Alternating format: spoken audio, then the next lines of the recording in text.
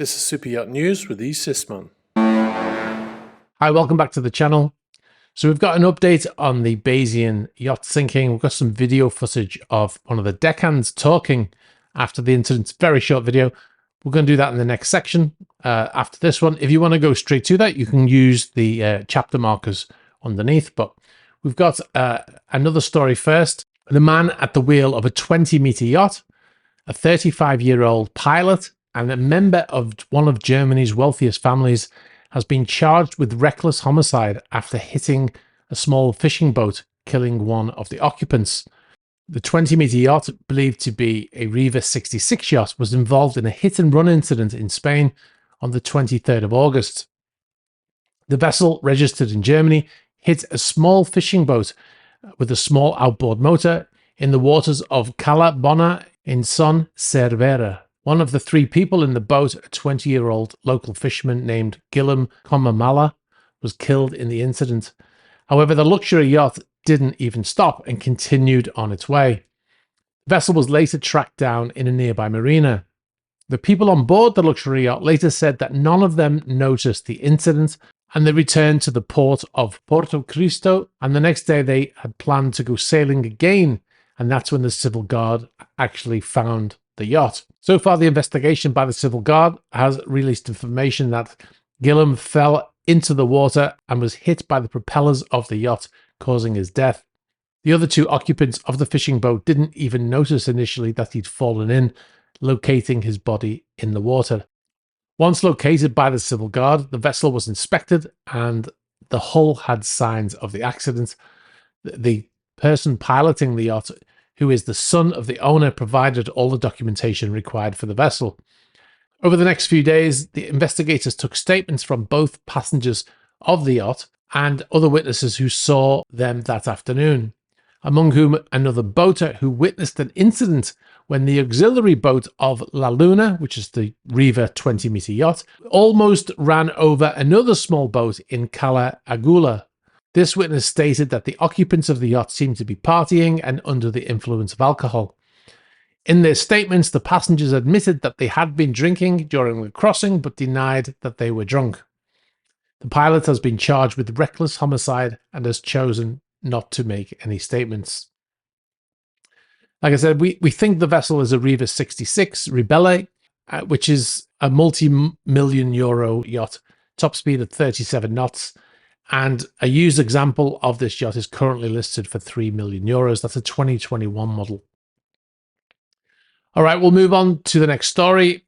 A short video has surfaced on Italian television showing crew members from the sunken yacht Bayesian just hours after the vessel foundered off the coast of Porticello in Sicily on the 19th of August.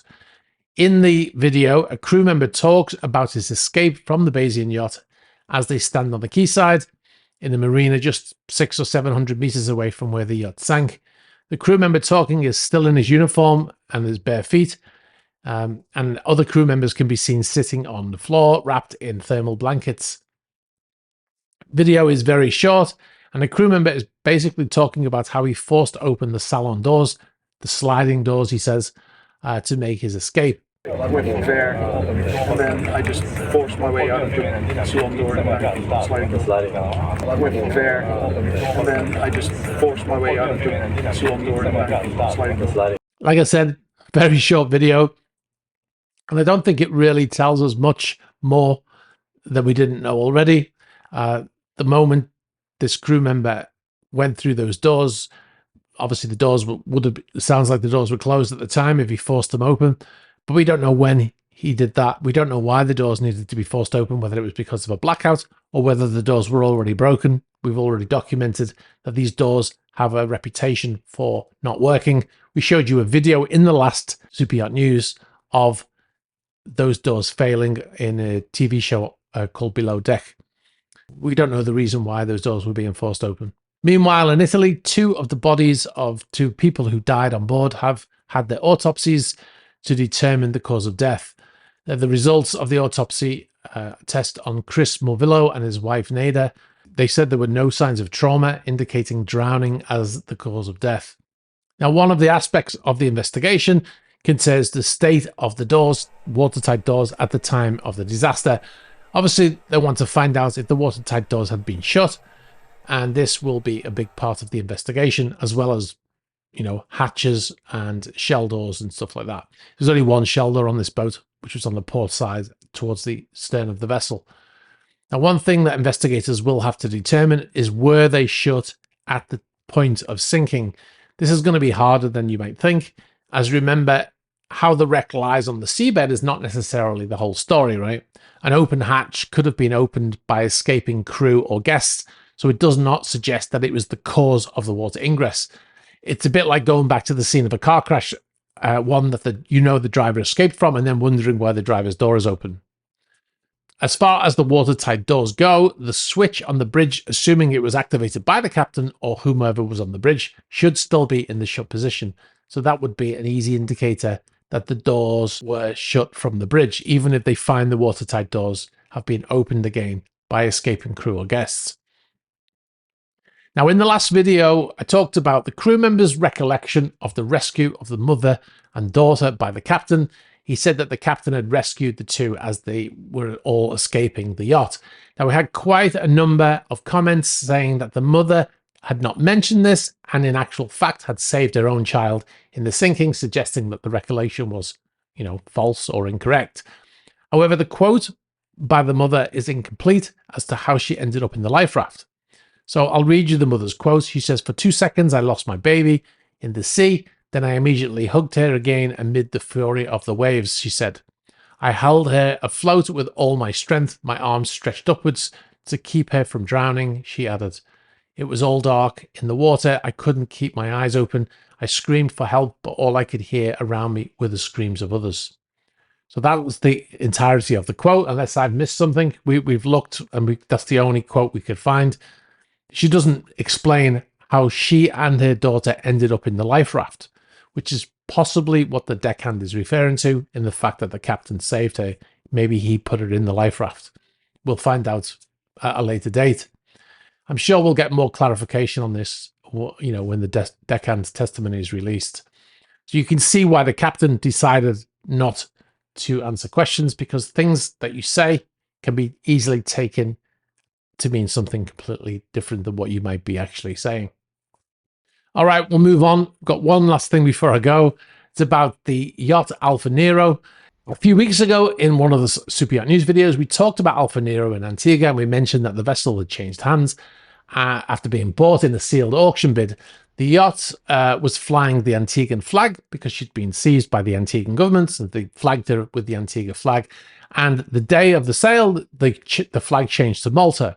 And then strangely, a few days later, the yacht's flag state changed again, at least on AAS, back to the Cayman Islands, which is what the vessel was registered with before it was seized.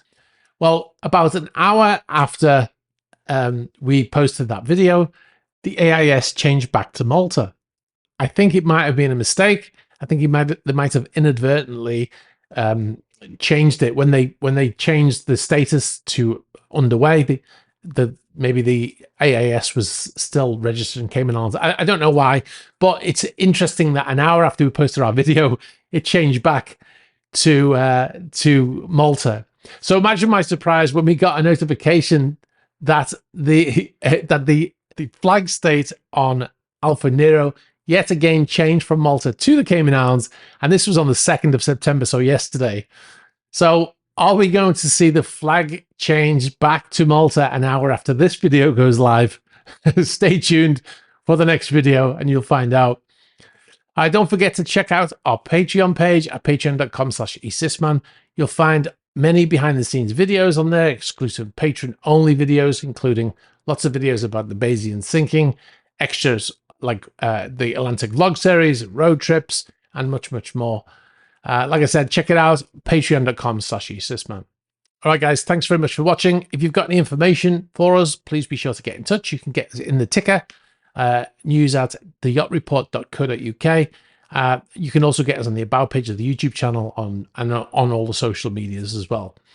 All right, guys, thanks for watching. Be sure to like this video, very important for the algorithm. Hit the subscribe button, hit the bell for future notification. We are almost at 300,000 subscribers now, which is very exciting. So I think we were on 299,000 when I made this video, when I started filming this video.